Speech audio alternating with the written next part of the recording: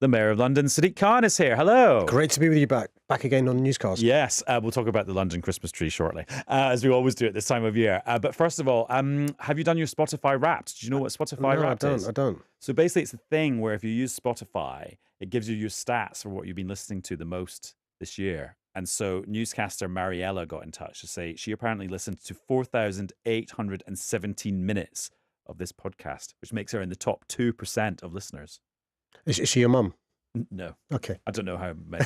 But that's apparently 3.3 days of newscast. So Okay. you did it all in one go. Mariella, listen, I say this with huge respect to Adam, who's literally 2 meters away from me. And I say these three words with love: get a life. Oh, okay, thank you. Right, and that's the end of our interview. Who do you think will be, if you were to do it, who do you think your top musical artist would be? The last month has been me listening to the Stones. They got a new album out, Yeah. Hackney Diamond. A London fantastic. themed album. Great. Did you lobby hard for that? Well, no, but I saw them a couple of years in concert, and it's remarkable. I mean, if I listen at 53, I can't move the way Jagger moves, right? But for 3 hours, him running up and down and stuff, and joking apart, is aside from my gratitude for the reference to a really lovely part of London, Hackney, is a great album. My favourite artist obviously was Taylor Swift, which would come as a surprise to no one. You're a Swiftie. Will you be seeing Taylor? Yes. Will you be seeing Taylor when she visits our city? Absolutely. In one of the 30 gigs she's doing in London town. Okay. Do you think you'll get to meet her? Well, if I did, I'd be super dad. I mean, Anissa Namara I'd get the best Father's Day present for the next 50 years if I could sort that out. Okay, well, we'll see how you get on. And maybe But if you got any ways in, Adam, obviously, I'll be your plus one if you're going to go and see Taylor. I'm actually going to see Taylor Swift in Liverpool. Why is that then? Sorry, London, because it was easier to get a ticket in Liverpool. Is that Anfield? Yeah. Yeah. No. I think it's at the arena, where actually I think last time I was there was for Labour Party conference. Oh, the arena's tiny. I'm surprised she's playing at the arena. Niche. Or maybe, well, hopefully I'm going to turn up to the right place. Anyway, I'm glad you've turned up to the right place. Pleasure. Which is the Newscast studio for this episode of Newscast. Newscast from the BBC.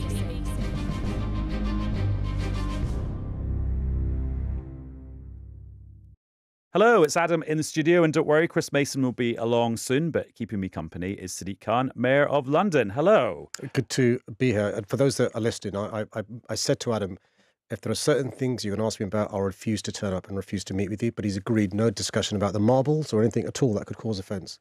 Okay, actually, I hadn't thought about asking about the Egg marbles, but thank you very much for giving me an idea for the last question. And before we get into the news and the politics of the day, actually, there was a point on Thursday when politics just absolutely stopped when we got the news that Alistair Darling had died at the age of 70. Do you want to just pay tribute to your old colleague? I had the privilege of being a minister with Alistair and serving in cabinet for 1 year with Alistair. And you'll get lots of plaudits about what a wonderfully decent man he was, and he was. You'll read rightly in the obituaries the huge work he did with Gordon to stop a worldwide banking crash turning into a depression, and also, of course, the role he played in keeping Scotland part of the Union. My memories of him being a good laugh. He was a funny man. People don't realise this. He's a funny man. When I first became a minister in transport, going to cabinet, he said to me the best part about being the Secretary of State for Transport was not being it. And I said, "What do you mean?" He goes, "That damn boat with the bombs." And I had no idea what he's referring to. And then I went to the next cabinet and he goes, "Have you been briefed about the boat with the bombs?" And I said, "No." He goes, "Listen, you better do, because whilst you're in that job, you won't sleep at night time." So I did. And apparently, Adam, there's no apparently about it, there is a boat, an American boat called the SS Richard Montgomery, Right. which went down on the Thames estuary in the Medway and has explosives on the boat. Right. And so Alistair was teasing me / telling me his experience, because he'd been a minister in every department there was. Yeah. And this was the public policy challenge that kept him. Yeah, exactly right. And the thing was, he was teasing me, trying to stress me out and stuff. He did stress me out, and I was stressed while I was there. Somebody else, it's Mark Harper's problem now, but there is this boat with these unexploded bombs on there. But he was a funny man, and so yeah, he was a very serious guy. He was a public servant in the true sense of the word. But I'll remember him as being somebody who was good fun around that table. It was a difficult year for us between 2009 and 2010 when I was in the cabinet. He was calm, measured, and a thoroughly decent man. And I'm sure it's really difficult for his wife and his kids and stuff. But they're in my thoughts and prayers. He'll be much missed.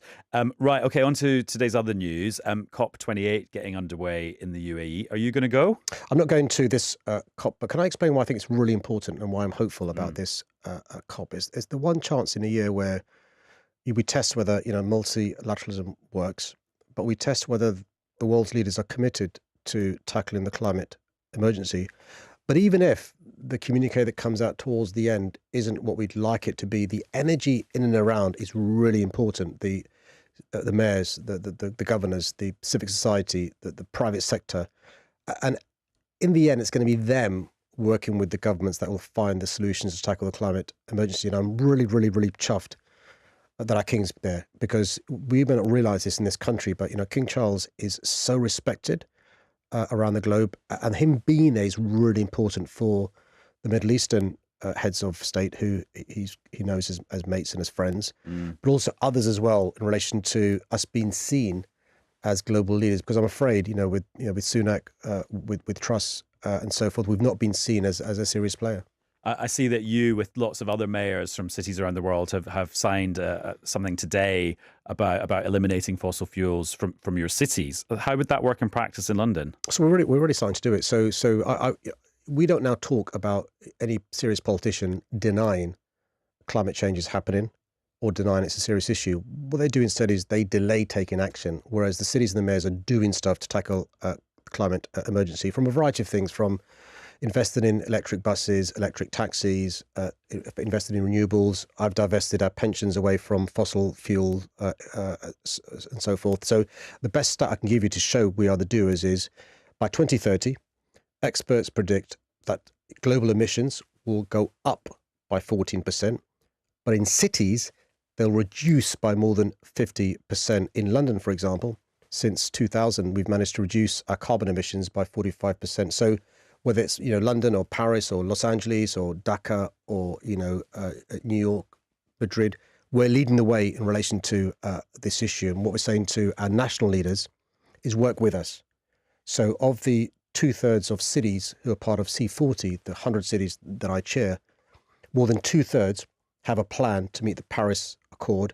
If I was to ask you how many countries are on schedule to meet the promises made at Paris, I'm guessing it's less than 2/3. It's one. By the way, Denmark. Right. Good old Danes. You mentioned the King. I mean, he's going by private jet, isn't he? What do you think about the whole... I mean, and London is a place where you see quite a lot of private jets when you go to the airport. What do you think about the private jet phenomenon? Is that something we need to clamp down on? Well, I think firstly, I think we've got to be realistic. We shouldn't be saying to people you can never fly. I go on a family holiday, often on a plane. What we've got to do, though, is reduce... You offset it? Absolutely. What you do is try and reduce the number of journeys you make on a plane. And if you can avoid taking a private jet, do so. I can understand why in exceptional circumstances, people may want to take their private jet. But the idea, we've got, the Prime Minister, I think the Foreign Secretary, I think maybe another minister going by, private jet, just beggars belief. It's bad enough helicopters in and around the UK. I'm really pleased. Keir Starmer, David Lammy and Ed Miliband are using a commercial airline to go to Dubai. Not so much a net zero measure, it's more about air pollution in London, the expansion of the ultra low emission zone, which was a big issue around about the Uxbridge by-election. Has the introduction of that, has that all settled down now? What sort of level has it settled at? Give us some good numbers. Well, it's worth explaining. The issue of air pollution is one that many people don't realise, because you can't see the particulate matter, the nitrogen dioxide, the nitrogen oxide.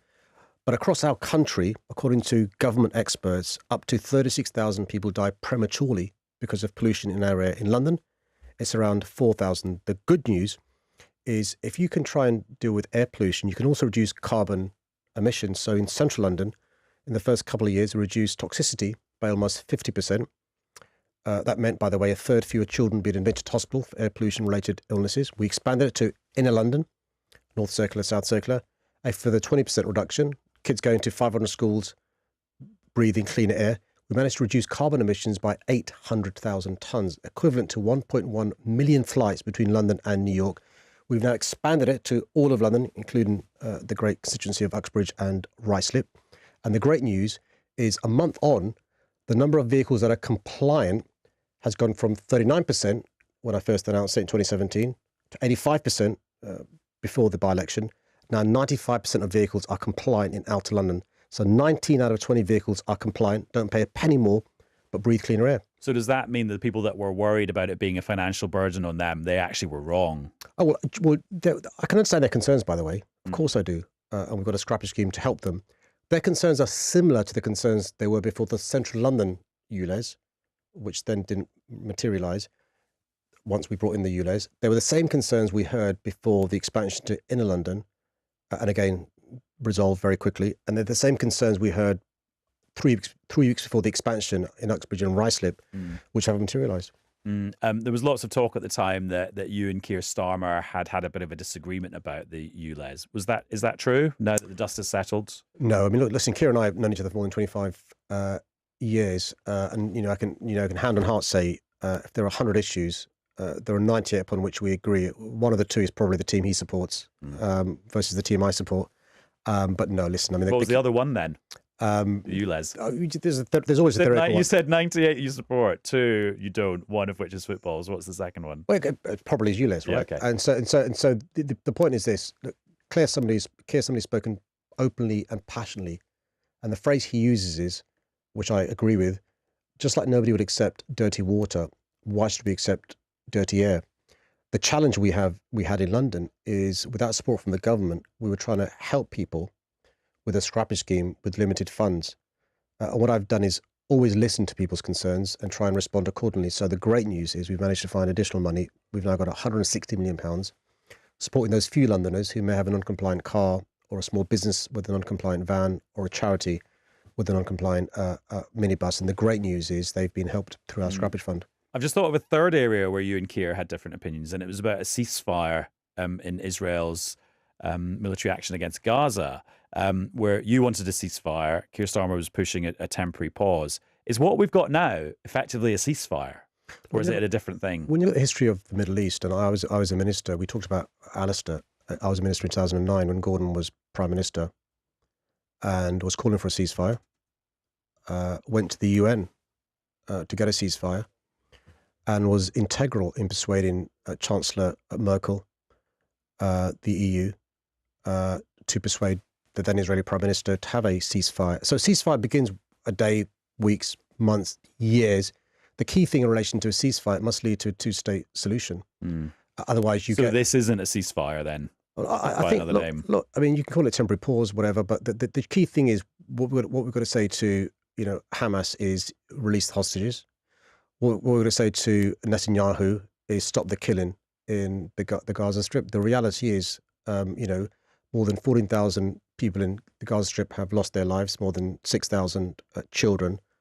I think it's possible to be pro-Palestinian and to condemn Hamas. It's possible to be pro-Israel and condemn what the IDF have been doing. And what we need is trusted allies to be using our influence on Netanyahu, but asking other allies to use their influence on Hamas. What we can't afford to happen, whatever your views, is to allow what's happening in the Middle East to impact our city and our country. And what upsets me the most about what we're seeing in London and what we're seeing across the country is innocent Jewish people, innocent Muslim people are at the receiving end of anti-Semitism and Islamophobia. And we're allowing to happen now what we've seen in yesteryear. Whenever there are tensions in the Middle East, you see in our country a rise in anti-Semitism and a rise in Islamophobia. Right, finally, totally different subject. It seems it's become a bit of an annual event that you're in this studio in the build-up to Christmas. Listen, can I remember the Christmas tree gate last year when Chris Mason was really upset about the overly skinny Christmas tree? Can I explain to not just Chris, love him as we do, and your listeners who may question the Christmas tree, firstly to explain, this is a very generous gift Norway gives us every year since 1945 to thank us for our role, our forefathers, foremothers' role in the Second World War. And as a recipient of a gift, we should always be incredibly grateful. I'm really pleased to report that the Lord Mayor of Westminster has been to Norway to fell the tree. The tree is now on the way to the great city of London. Next week, you, Chris, and all your listeners will get the chance to see this fabulous tree on Trafalgar Square. They do the lights differently in Norway, I've learned. These are vertical rather than horizontal. But it's going to be a fabulous, fabulous tree. And, and I'm sure we'll all enjoy the tree. But more importantly, the tree's Twitter account, X account, is now live again. Okay. She's come to life. And so your listeners can go to that X account and see for yourself what she thinks about her reincarnation this year. I, on a whim, went to go and get my Christmas tree last night, and it was right at the end of the day, and the guy that ran the Christmas tree place was like, "Don't take any of these; they're rubbish." And are you going? Are you... So I'm going to go back another day. Yeah, yeah, because as you know, I like a full fat Christmas tree, not a skinny one. Okay, yeah, I think that was a pop at the Christmas tree that we have on Trafalgar Square. That was an underhand pop. No, not at all. It was just a story from my lived experience of shopping for a Christmas tree. I know they've got so expensive now, but that's a whole other podcast. Even more reason for us to be grateful for the generosity of the people of Norway. Right, we're getting into the Christmas season. Sadiq Khan, thank you very much. Always a pleasure. Well, by the magic of podcasting, Chris Mason's here. Hello, Chris. Hello. So we have to wait till next week for the Trafalgar Square Christmas tree to see how full its branches are. To measure its girth. So to speak. Yes. And its prickliness or whatever. Anyway, right. Also, we're going to talk a bit about the COVID inquiry today, which was hearing from the former Health Secretary, Matt Hancock. I was doing other things, so I'm relying on you to fill me in. And also to help you in that task, we're joined by Jill Rutter, a former civil servant who's now at the UK and Changing Europe, which I call a think tank, but it's more academic than a think tank, isn't it, Jill? It is more academic than a think tank. But I also work at the Institute for Government, which has been doing lots and lots of COVID inquiry watching as well. So exactly. They're the double-hatted. The go-to people for helping us understand it. But first of all, just to ask you both about the sad news about Alistair Darling. Yeah, I think it's left lots of people at Westminster shocked because they weren't aware that he was ill, and there's a real sense of bereavement in the Labour family, and I think for newscasters who might recollect him as a figure of the recent past, what I'm struck by about him as a political figure is that he was absolutely central to two of the biggest moments of 21st century British politics. So the financial crisis of 2008 as Chancellor of the Exchequer and the ripples of what happened then we can still feel now. Only last week we had people reflecting on the state of the economy now and the growth figures since the financial crisis. There's lots of reference points back to that. And then the other significant event, he was central to what was described as the Better Together campaign, the No campaign, in the Scottish independence referendum. So those two landmark moments of the last 15, 20 years, he found himself at the heart of. Jill? Yeah, well, I actually met Alistair Darling. He was the Chief Secretary to the Treasury, the number 2 Treasury Minister in the Cabinet, to Gordon Brown when New Labour came in 1997. And I was Press Secretary. I was nominally Press Secretary to the Chancellor. De facto, I was very much not Press Secretary to the Chancellor because Gordon Brown had brought in a guy called Charlie Whelan to do that job. But I was sort of still serving in person. I always remember one of the things that really endeared Alistair Darling to me was he summoned me in for some press advice, and I was a bit surprised. And I went in and said, well, Chief Secretary, don't you really want to ask Charlie Whelan about that? Because everything was going through Charlie back then. And Alistair said, no, actually, I'd really like to know what you think. And I thought, this is such a nice man. He was so lovely. And it's one of those things that as a civil servant, you're supposed to treat ministers so they're all the same. You obviously work for whatever the Prime Minister gives you. But there are some ministers who really make it, you want to work for them and are really nice to work with. And although I had brief encounters with Alistair Darling, he was definitely in that box of a really, really nice minister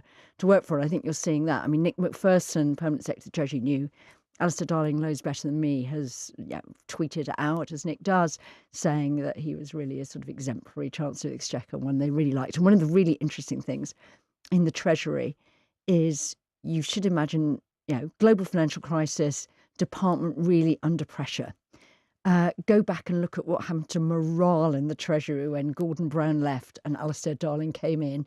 Coincides more or less exactly with the global financial crisis, a morale source. So you can either say Treasury, they're all crisis hungry, adrenaline driven bunch of people. There may be a bit of that, but also they've actually got a chancellor who's really nice to work with, and I think that's the message that's coming out from everybody. Surprise, surprise, human relations matter. And what's interesting hearing Jill's reflection there, personal reflection, is that is mirrored, isn't it, in so many of the reflections from people in Westminster of all different political stripes and none on him as a human being, him as a character, and those human interactions. It's also a reminder for me of a lesson that took me a long time to learn in politics, and this is going to get very soppy very quickly, but you can have people going absolutely hammer and tongs at each other for political reasons, even sometimes within the same political party or the same group of a political party, but they can still have real affection and even love for the person that they're kind of politically like punching that day. And it's just a reminder that politics and the people, that they're not the same thing all the time. Right, let's talk about another politician, Matt Hancock, former health secretary. He was at the COVID inquiry today, coming after several weeks where several people had, well, quite a go at him. Mr. Hancock regularly was telling people things that they later discovered weren't true. Yes. I think he had a habit of saying things which he didn't have a basis for. The Cabinet Secretary said to me himself, the British system does not work if ministers lie at the Cabinet table. Yeah, what a build-up to his appearance. How did he do then on his first day of his second stint at the inquiry? A handful of key things to mention here, one of which I'll come to in a moment, which relates to the conversation we've just had about human relations. But firstly, on that whole question of the truth. So he took that on directly because again and again, as we've just heard, there's been testimony suggesting that his relationship with the truth was a little on the loose side. And he just said that was not the case. And he was willing, if the inquiry wanted to, which it didn't in individual instances, to go through every individual instance, and he claimed debunk it. It's his argument that he was sort of tiggerish and trying to get the best out of his department, and some of those who have said that he said things that turned out to be untrue will acknowledge that part of his character was to be this sort of tiggerish kind of enthusiast trying to drive the Department of Health forward. The broader argument that he made today was that in the early months of 2020, the Department of Health was ahead of the rest of government, as you might imagine it ought to be, really, in realising the scale of what was likely to come, and then was trying to press the centre to embrace the fact that what was coming was going to be huge. Jill, this was not sort of the trial of Matt Hancock, though, was it? Which is what a lot of people would quite like.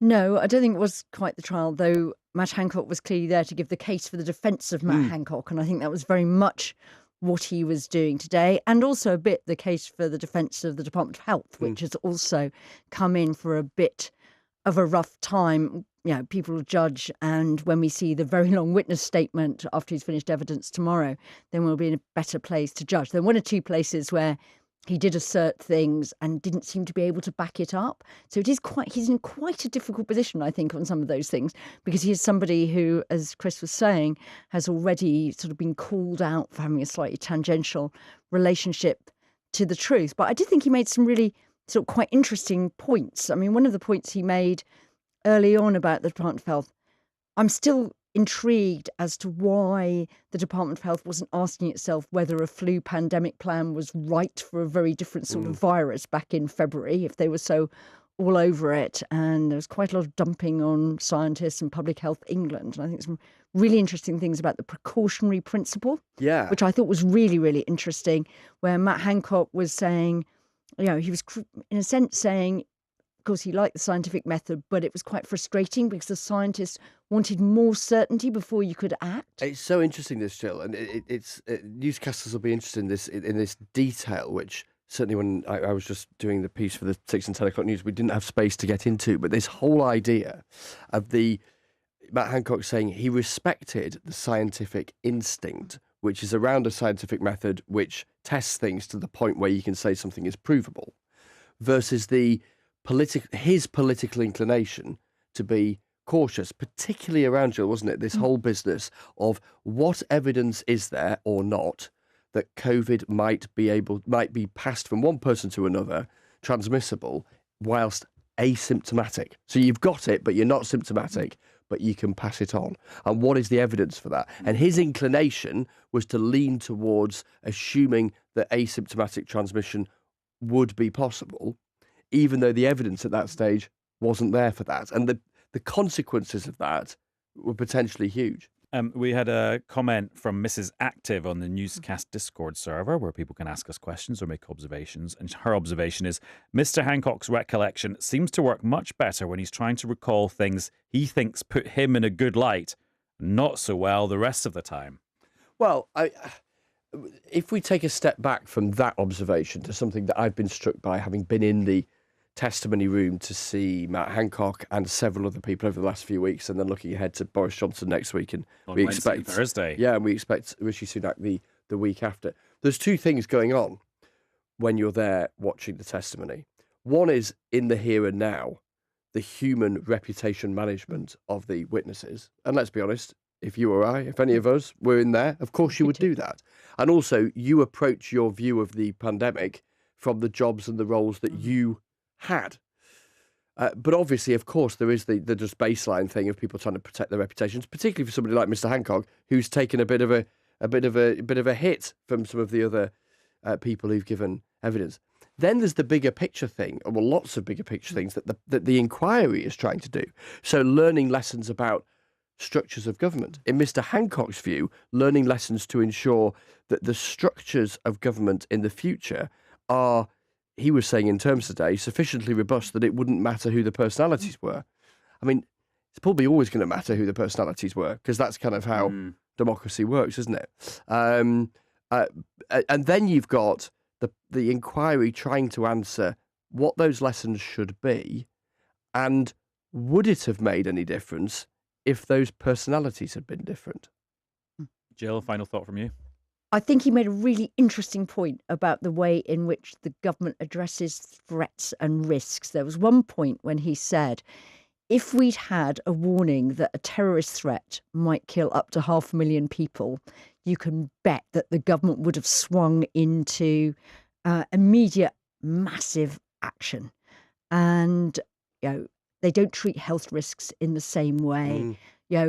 I used to work in DEFRA on climate, we were responsible for climate. We always were arguing that we weren't treating climate risks. We got the COP going on in the same way. And I think it's really, really interesting that I think, that really resonated. And he was arguing that actually you want someone from what he called UXA, the UK Health and Security Agency, a new body created, to be sitting all the time in the National Security Council to make sure that health risks, the top of the National Risk Register, are treated appropriately seriously. I thought that was a really interesting structural point from Matt Hancock today. Jill, thank you very much for joining us on Newscast. And Chris, I'll end where I began. Oh, yes. Sadiq Khan, have you done your Spotify Wrapped? I have. Yes. Who was your number one artist? I'm very proud. Shania Twain. But she's having a comeback. Giddy Up. Yeah, which was one of her comeback singles from earlier this year, which I absolutely adore.